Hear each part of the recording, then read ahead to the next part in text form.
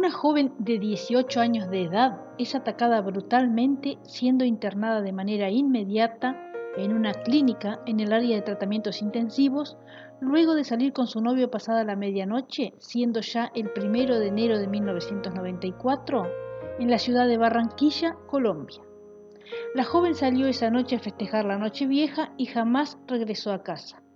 A la mañana siguiente, su padre, al ver que su hija no había llegado a casa, a pesar de haberle dicho que tenía que regresar antes de las 3 de la mañana, salió a buscarla por los lugares donde pensaba que podría estar, a casa de amigos, familiares y finalmente a la casa del novio. Cuando llegó allí, tuvo la desgarradora noticia de que había tenido un accidente y que estaba internada en un hospital de la ciudad en la parte de cuidados intensivos. Al llegar al lugar y ver el estado que se encontraba su hija, con heridas y moretones que no correspondían a un accidente, el hombre se dio cuenta inmediatamente que lo que su hija había sufrido no era un accidente, sino algo mucho más complejo, tétrico y muy sospechoso, que tardaría más de 26 años en descubrirlo. Hola amigos, ¿cómo se encuentran hoy?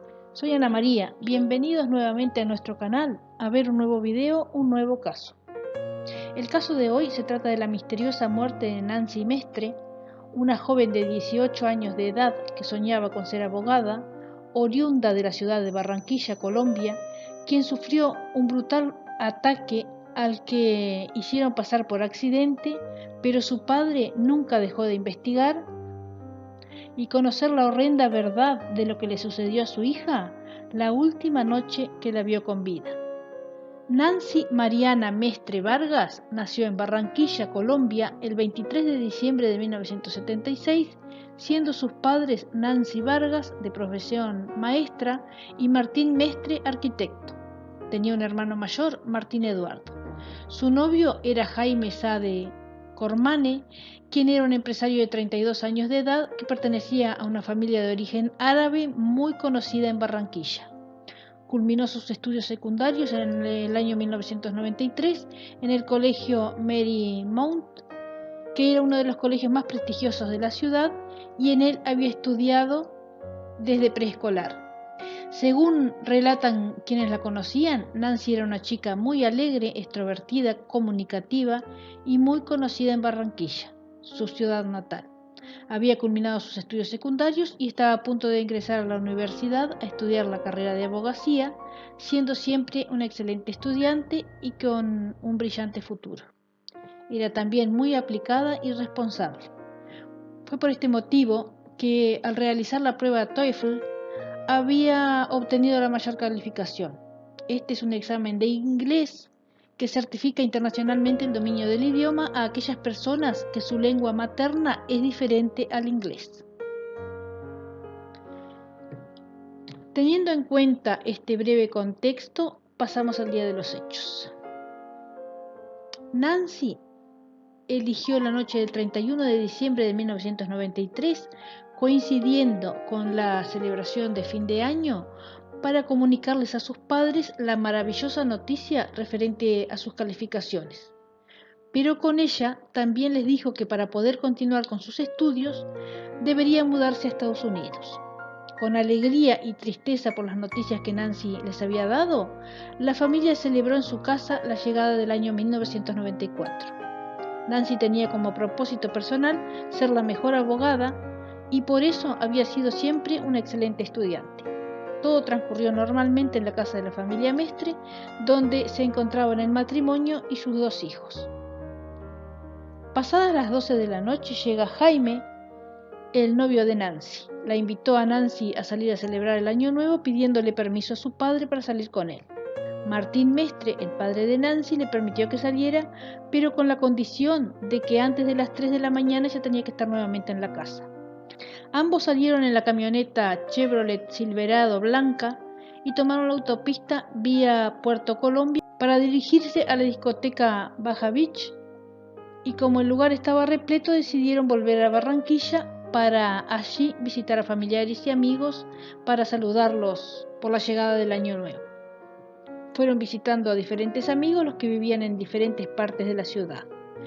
Primero visitaron a Willy, que vivía en la calle 80, esquina 49B del barrio El Prado. Estuvieron allí menos de una hora, después visitaron a otros amigos y finalmente se fueron a la casa de Jaime. Jaime vivía en un anexo de la casa de sus padres, Alberto Sade y Emilia Cormani. A la mañana siguiente, Martín, el padre de Nancy, notó que su hija no había regresado a casa, por lo que decidió salir a buscarla por diferentes lugares donde ella solía ir, y al no tener noticias suyas, decidió ir a la casa de Jaime. Allí se encontró con Emilia, su madre, quien le comunicó que su hija Nancy había tenido un accidente y que se encontraba internada en la clínica del Caribe. Salió de manera desesperada hacia la clínica con la única esperanza de que su hija estuviera bien y que ese accidente no fuera grave. Allí se encontró con el padre de Jaime, Alberto. Alberto le dijo que su hija había intentado suicidarse y que tenía una herida de bala en la cabeza. Cuando Martín entró a la sala donde se encontraba su hija, se encontró con algo totalmente doloroso y no podía creer lo que estaba frente a sus ojos. Su hija, que había salido de la casa la noche anterior llena de alegría y motivada por la decisión que había tomado, con el anhelo de ser la mejor abogada, de tener una vida prometedora y feliz, estaba allí, inconsciente, llena de tubos y con el cuerpo lleno de moretones y luchando por su vida. Todo había cambiado radicalmente en un lapso de 12 horas. En aquel momento solo pensaba en la manera más adecuada de darle esta tan dolorosa noticia a su esposa, que nada se imaginaba sobre todo este horror. Para esto le pidió ayuda a su hijo y los dos le dieron la noticia a la madre de Nancy. Fueron pasando las horas y Martín comenzó a atar cabos, ya que no creyó en ningún momento la teoría de que su hija hubiera querido atentar contra su vida. Algunos hechos y actitudes fueron mostrando signos de que él tenía razón. Jaime, en lugar de decir qué había sucedido con Nancy, simplemente desapareció. La chica presentaba signos de violencia y agresión. Tenía algunas uñas quebradas, moretones en las piernas y sus brazos, y uno de sus pies lastimados. Esto significaba que había sido agredida y había intentado defenderse. También que los testigos no estaban diciendo toda la verdad.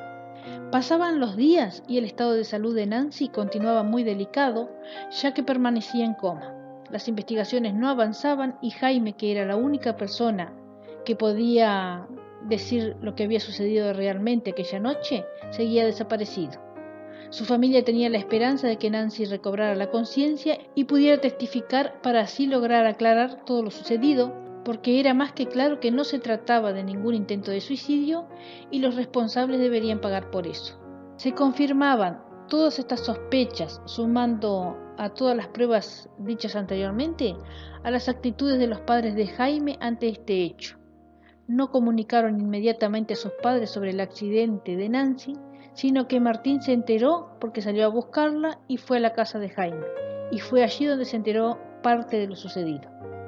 Si hubiera sido realmente un accidente, inmediatamente se habría llamado a la familia de Nancy, pero ellos trataron de ocultarlo y ganar tiempo a toda costa. Pasaron 8 días de la angustiosa incertidumbre y Nancy falleció el 8 de enero de 1994 a los 18 años de edad. Desde ese momento, dentro de todo ese dolor y angustia, su padre Martín se comprometió a buscar a Jaime hasta encontrarlo y lograr que pagara por ese crimen que negaba y no enfrentaba: la desaparición, búsqueda y encuentro de Jaime. Martín dedicó el resto de su vida a buscar a Jaime, utilizando para ello todos los medios necesarios, y cuando no los tenía, los buscaba. Se preparó, investigó, reunió pruebas, se comunicó con Interpol para que este caso se volviera internacional y de esa manera lo pudieran detener en cualquier parte del mundo que se encontrara. Todo indicaba que lo que sucedió con Nancy no fue un intento de suicidio, sino un homicidio. El examen forense determinó que Nancy presentaba hematomas en todo el cuerpo, lesiones en la zona vaginal, en la parte interna de los muslos, en los talones, en uno de sus senos, en ambos brazos, varias uñas quebradas. En 2 de ellas se encontró restos de tejido humano. También tenía una herida de bala en la cabeza con orificio de entrada en la sien derecha y salida en la sien izquierda. En el examen forense también se determinó que se encontró líquido seminal que pertenecía a dos grupos sanguíneos diferentes, por lo que se pudo saber que además de Jaime hubo también otra persona implicada en el caso. Se investigó y analizó la casa de Jaime, donde se pudo encontrar un revólver calibre 38 cañón corto, marca Llama, perteneciente a Jaime, y estaba escondido debajo de su cama, envuelto en una bermuda ensangrentada. Los investigadores revisaron el arma y pudieron comprobar que le faltaba un proyectil, por lo que se determinó mediante análisis de la misma que esta fue el arma homicida. Hubo una presunta testigo, una estudiante universitaria que vivía pensionada en la casa de los padres de Jaime. Le dijo a la madre de Nancy que la noche del homicidio había sido horrible, que escuchó gritos de varios hombres y a la chica llamando a su padre y luego escuchó un disparo. Pero más tarde, cuando le tocó testificar en la audiencia, dijo no haber escuchado nada.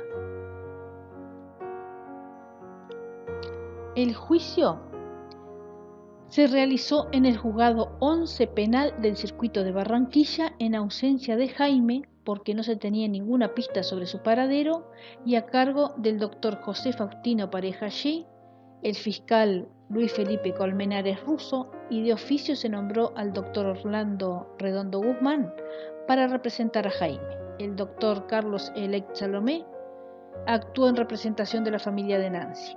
Al reunir todas las pruebas que demostraban la culpabilidad de Jaime, este fue condenado a 27 años de prisión, 25 por el delito de homicidio y 2 por el cargo de abuso. La sentencia se dictó el 5 de julio de 1996, un año y medio después del asesinato de Nancy. Martín Mestre, el padre de Nancy, nunca se dio por vencido en cuanto a la búsqueda del asesino de su hija.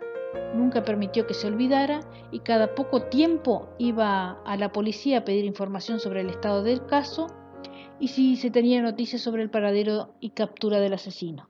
También se puso en contacto con Interpol para que, en caso de encontrarlo, se lo pueda detener y reportarlo a su país de origen para cumplir su pena. También se preparó personalmente para investigar por su cuenta sobre el paradero de Jaime. Hizo un curso de inteligencia, creó 4 perfiles falsos en varias redes sociales para poder acercarse a la familia de Jaime y poder así utilizarlos en su investigación. Iba documentando todas las acciones que realizaba en un expediente que creó personalmente. Para esto, algunos funcionarios policiales colaboraron con su búsqueda, brindándole información y colaborando con la elaboración de retratos hablados. Fue así que obtuvo 3 imágenes diferentes de Jaime con posibles rasgos físicos, actualizándose con el paso del tiempo. Estas imágenes las adaptó a posibles estilos de vida que podría llevar, como empresario o viviendo una vida sencilla de gente común, con apariencia de hacendado, etc. Para cada posibilidad le adaptó una apariencia diferente y estas imágenes las llevó a los medios con el único propósito de darle captura. Después de esta difusión de imágenes, recibió varias comunicaciones de personas que afirmaban que lo habían visto en varias partes de América. En La Guajira, Colombia, en Barranquilla, en Miami, y algunos aseguraban que se encontraba en Venezuela. Pasaba el tiempo y le llegaba a Martín información de todos lados, pero ninguna se podía comprobar su veracidad. Hasta que llegó por fin la noticia de que Jaime se encontraba en Brasil, más precisamente en Belo Horizonte. Le pareció que este dato era más cercano a la verdad porque había podido comprobar anteriormente que un hermano de Jaime vivía en esa ciudad. Martín contó con la colaboración del coronel de Interpol, Carlos Correa, quien se contactó de inmediato con la policía de Minas Gerais y se pudo ubicar así a un hombre llamado Enrique dos Santos Abdala, que debido a su apariencia física podría ser Jaime. Controlaron todos sus movimientos, lo siguieron, lo observaron, hasta que por fin lograron adquirir una huella digital de Enrique que había dejado en un vaso, en un bar de la ciudad. Esta huella la enviaron a Colombia para ser analizada y comparada con la huella del asesino de Nancy. Se pudo determinar de esa manera que Enrique en realidad era Jaime. El 28 de enero de 2020, más de 26 años después del crimen y con 58 años de edad, Jaime finalmente fue detenido por la policía de Brasil. no ofreció resistencia ni tampoco negó ninguna de las acusaciones en su contra. Sin embargo, mostró sorpresa porque la policía había logrado encontrarlo después de casi 30 años prófugo y utilizando una identidad falsa. Tenía en su poder varios documentos que lo identificaban como Enrique dos Santos Abdala y también se encontraba casado y tenía 2 hijos.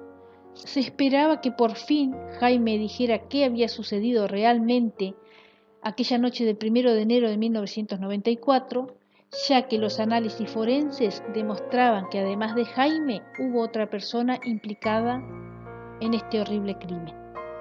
Llegó el esperado momento que Jaime diría su versión de los hechos. Jaime comenzó diciendo que ese día huyó por el pánico que sintió en aquel momento.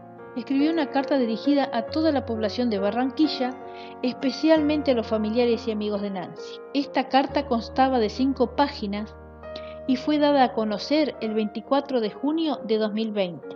Jaime describe en esta carta su versión de los hechos, la verdad según su punto de vista. Comienza narrando detalladamente todo lo sucedido esa noche, comenzando desde que salieron con Nancy de la casa de sus padres. Comentó también todo el recorrido que hicieron, a quienes visitaron con motivo de la celebración del Año Nuevo, llegando por último a su casa.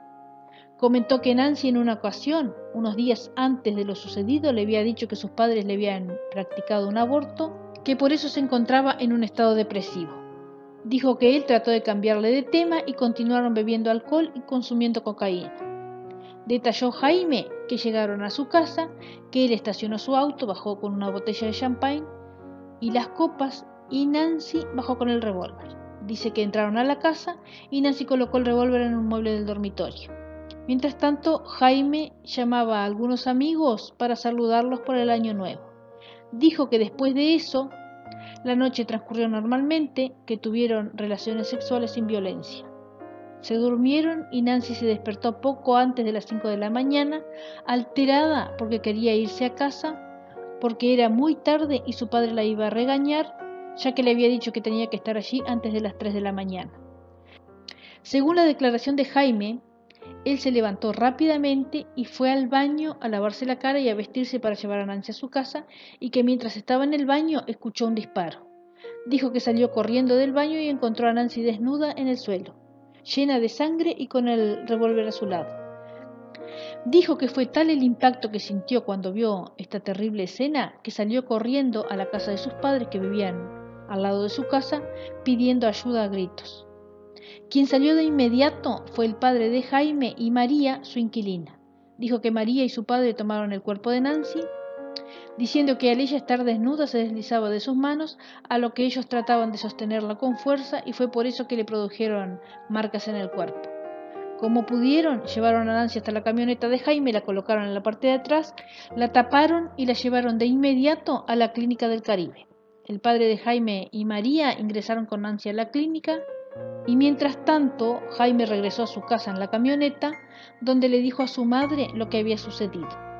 Luego subió a su apartamento a cambiarse de ropa, pensando en ir nuevamente a la clínica. Pero en ese momento dice que llegó su padre llamándolo a gritos para pedirle explicaciones de lo que había sucedido.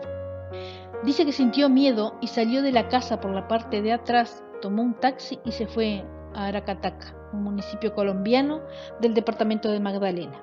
Al otro día regresó a Barranquilla para aclarar las cosas, pensando que había mejorado algo la situación, pero no era así, por lo que decidió irse a Bogotá y allí se hospedó en un hotel.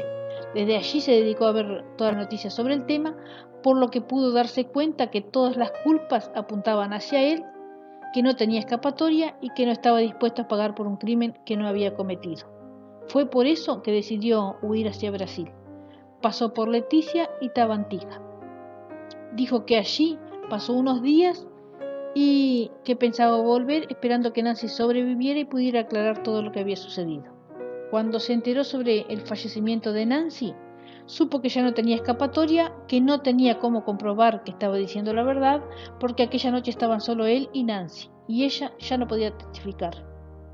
Dice que sintió que había quedado solo ante esta situación y que tenía que resolverla de inmediato. Por eso decidió no volver a Barranquilla y que se quedaría de manera definitiva en Brasil.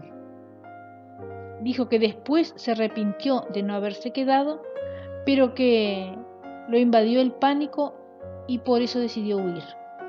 Culminó la carta solidarizándose con los familiares de Nancy y agradeciendo a sus amigos y familiares que le prestaban un incondicional apoyo porque estaban convencidos de que él era incapaz de cometer tal acto.